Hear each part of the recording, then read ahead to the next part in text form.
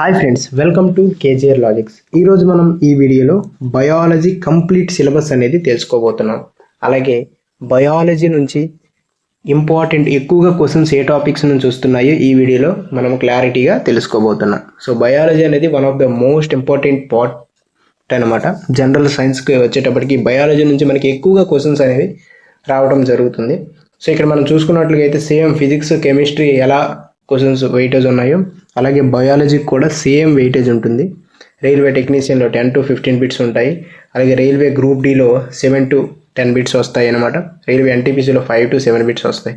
Railway ఆర్పిఎఫ్లో 5 to 7 bits వస్తాయి. Only railway ఎగ్జామ్స్లోనే కాకుండా SSC, MTS కానీ, సిజిఎల్ కానీ, సిహెచ్ఎస్ఎల్ కానీ ఇలా ప్రతి దానిలో కూడా ఈ బయాలజీ అనే సబ్జెక్ట్ నుంచి మనకి క్వశ్చన్స్ అనేవి రావడం జరుగుతుంది. పోలీస్ కానిస్టేబుల్ ఎగ్జామ్స్లో కానీ, గ్రూప్స్లో కానీ, జనరల్ సైన్స్ ఉన్న ప్రతి ఎగ్జామ్లో కూడా ఈ బయాలజీ నుంచి మనకి క్వశ్చన్స్ అనేవి అడగడం జరుగుతుంది.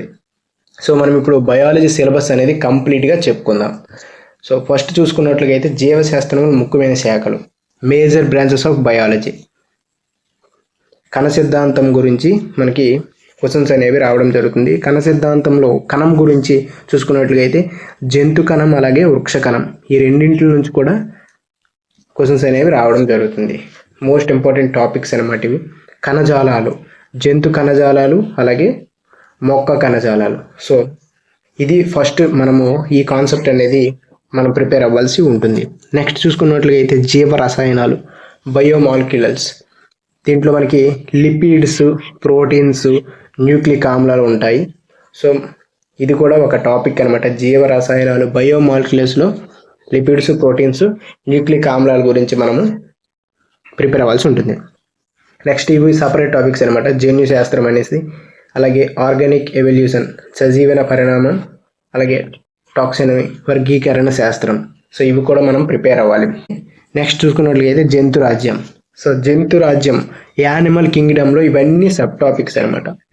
సో మనకి ఓవరాల్గా యానిమల్ కింగ్డమ్లో నుంచే మనకి రైల్వే టెక్నీషియన్లో ఎక్కువ వెయిటేజ్ ఉంది కాబట్టి దీని నుంచే మనకి 3 క్వశ్చన్స్ వచ్చే అవకాశం ఉంది యానిమల్ కింగ్డమ్ నుంచే. ఎందుకంటే మనకి ఎక్కువ టాపిక్స్ ఉన్నాయి కదా.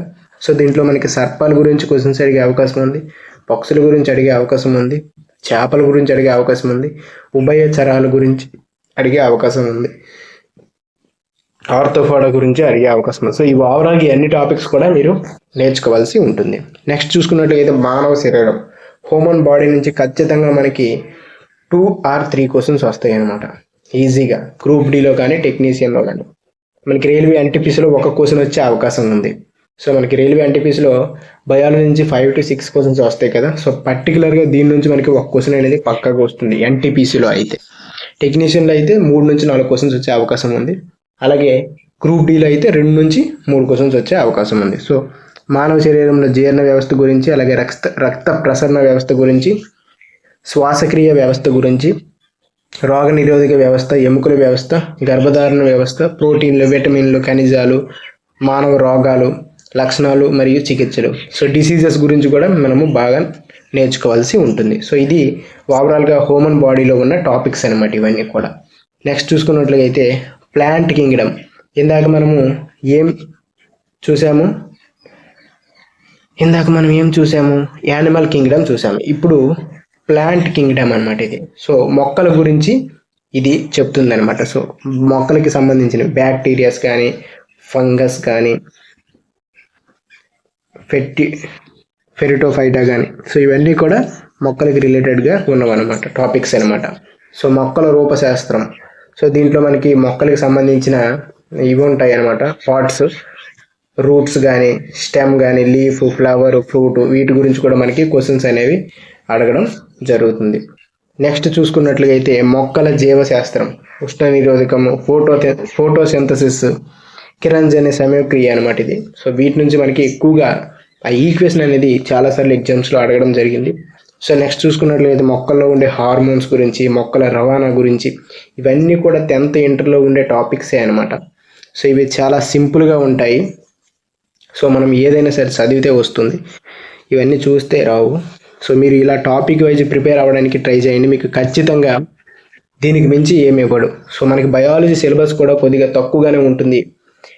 ఎందుకంటే మనం చూసారు కదా, ఇంతే బయాలజీ సిలబస్. ఈ సిలబస్ చదివితే సరిపోతుంది. మీరు ముఖ్యంగా ఫోకస్ చేయాల్సింది ఏంటంటే ఇక్కడ హ్యూమన్ బాడీ ఉంది కదా, సో మానవ శరీరం, హ్యూమన్ బాడీ, ఈ టాపిక్ నుంచి మనకి ఎక్కువగా క్వశ్చన్స్ అనేవి రావడం జరుగుతుంది. అలాగే ఇక్కడ మీరు చూసినట్లుగా అయితే మొక్కలకి, ప్లాంట్ కింగ్డమ్ నుంచి కూడా క్వశ్చన్స్. సో టాపిక్ వైజ్ మీరు నేర్చుకోవడానికి ట్రై చేయండి. అలా నేర్చుకుంటే ఈజీగా మనకి సిలబస్ అనేది ఫినిష్ అయిపోతుంది. సో బయాలజీ నుంచి ఇంకేమైనా డౌట్స్ ఉంటే కామెంట్ చేయండి. అలాగే మన ఛానల్ని తప్పకుండా సబ్స్క్రైబ్ చేసుకోండి.